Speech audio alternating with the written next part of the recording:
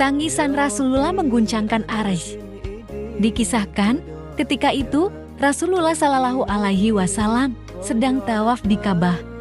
Beliau Shallallahu Alaihi Wasallam mendengar seseorang di hadapannya bertawaf sambil berzikir, "Ya Karim, Ya Karim." Rasulullah menirunya membaca "Ya Karim, Ya Karim." Orang itu lalu berhenti di salah satu sudut Ka'bah dan berzikir lagi, "Ya Karim, Ya Karim." Rasulullah yang berada di belakangnya mengikut zikirnya "Ya Karim, Ya Karim."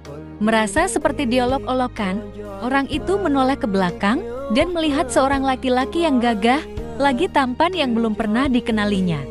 Orang itu lalu berkata, "Wahai orang tampan, apakah engkau memang sengaja memperolok-olokanku? Karena aku ini adalah orang Arab Badui. Kalau bukan, karena ketampananmu dan kegagahanmu, pasti engkau akan aku laporkan kepada kekasihku, Muhammad Rasulullah." Mendengar kata-kata orang Arab Badui itu, Rasulullah tersenyum, lalu bertanya, "Tidakkah engkau mengenali nabimu, wahai orang Arab?" "Belum," jawab orang itu. "Jadi bagaimana kau beriman kepadanya?" "Saya percaya dengan mantap atas kenabiannya, sekalipun saya belum pernah melihatnya, dan membenarkan sabdanya, sekalipun saya belum pernah bertemu dengannya," kata orang Arab Badui itu pula.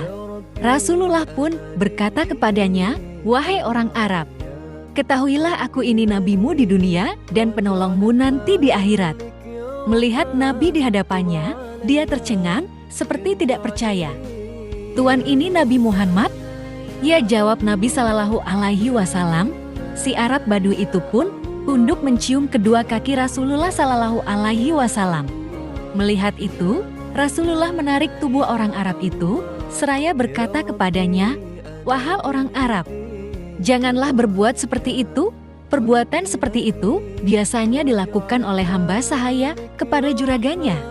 Ketahuilah, Allah mengutusku bukan untuk menjadi seorang yang takabur, yang meminta dihormati atau diagungkan, tetapi demi membawa berita gembira bagi orang yang beriman dan membawa berita menakutkan bagi yang mengingkarinya."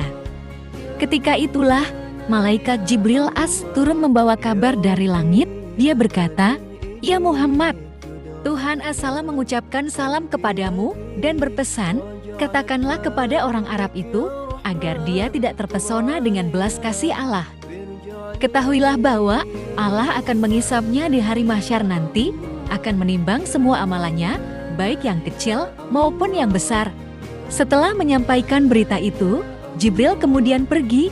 Maka orang Arab itu pula berkata, "Demi keagungan serta kemuliaan Tuhan, jika Tuhan akan membuat perhitungan atas amalan hamba, maka hamba pun akan membuat perhitungan dengannya." Kata orang Arab Badui itu, "Apakah yang akan engkau perhitungkan dengan Tuhan?" Rasulullah bertanya kepadanya, "Jika Tuhan akan memperhitungkan dosa-dosa hamba, maka hamba akan memperhitungkan betapa besar maghfirahnya." Jawab orang itu, "Jika dia memperhitungkan kemaksiatan hamba, maka hamba akan memperhitungkan betapa luas pengampunannya. Jika dia memperhitungkan kekikiran hamba, maka hamba akan memperhitungkan pula betapa kedermawanannya." Sambungnya lagi. Mendengar ucapan orang Arab Badui itu, maka Rasulullah pun menangis mengingat betapa benarnya kata-kata orang Arab Badui itu. Air mata beliau meleleh membasahi janggutnya. Melihat itu, malaikat Jibril pun turun kembali seraya berkata, "Ya Muhammad, Tuhan As-Salam menyampaikan salam kepadamu dan berpesan, berhentilah engkau menangis. Sesungguhnya karena tangismu, penjaga Aris lupa dengan bacaan tasbih dan tahmidnya sehingga ia bergoncang. Katakan kepada temanmu itu bahwa Allah tidak akan menghisap dirinya, juga tidak akan memperhitungkan kemaksiatannya. Allah sudah mengampuni semua kesalahannya dan ia akan menjadi temanmu di surga nanti." Mendengar kabar itu, orang Arab Badui lalu menangis karena tak mampu menahan rasa harunya. Betapa tidak, kabar akan menjadi ahli syurga menemani Rasulullah tentu dambaan dan cita-cita semua orang. Berkat rahmat Allah Azza wa Jalla dan kemuliaan Nabi Muhammad SAW, orang Arab Badui itu menjadi salah satu orang yang beruntung. Semoga kisah ini bisa menambah kecintaan kita kepada Allah dan Rasul-Nya.